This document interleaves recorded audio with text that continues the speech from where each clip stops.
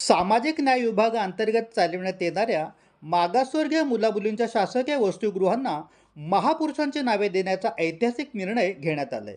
राज्यातील 449 वसतिगृहांपैकी 416 वसतिगृहांच्या नावांना तसेच यापुढे सामाजिक न्याय विभागाअंतर्गत नव्याने सुरू होणाऱ्या मुलांच्या वसतिगृहांना डॉक्टर बाबासाहेब आंबेडकर शासकीय वसतिगृह आणि मुलींच्या वसतिगृहांना सावित्रीबाई फुले शासकीय वसतिगृह अशी नावे देण्यास मान्यता देण्यात आली.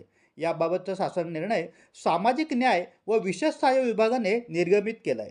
सध्या अनेक वसतिगृहांच्या नावांमध्ये मागासवर्गीय हा शब्द वापरण्यात आलाय.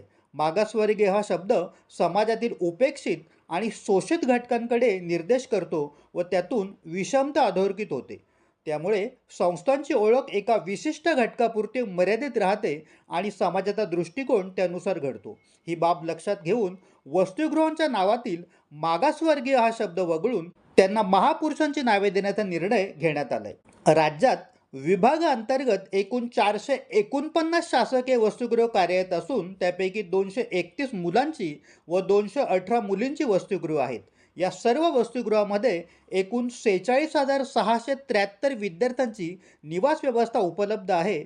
त्यामध्ये 24,958 मुलांची आणि 21,715 मुलींची प्रवेश क्षमता आहे. विद्यार्थ्यांच्या शैक्षणिक, सामाजिक आणि आर्थिक उन्नतीसाठी ही योजना राबविण्यात येत असून त्यांना निवास व्यवस्था, नाश्ता, 2 वेळचे जेवण, निर्वाह भत्ता, शैक्षणिक साहित्य, मुलींसाठी स्वच्छता भत्ता, गणवेश, वैद्यकीय साहित्य, रेनकोट, गमबूट, क्रीडा साहित्य, शैक्षणिक सहली, कार्यशाळा, टीव्ही, ॲक्वागार्ड वॉटर कूलर आणि फायर फायटिंग यांसारख्या सुविधा पुरवण्यात येतात. याबाबतचा शासन निर्णय सामाजिक न्याय व विशेष सहाय्य विभागाने निर्गमित केला असून महाराष्ट्र शासनाच्या संकेतस्थळावर उपलब्ध आहे.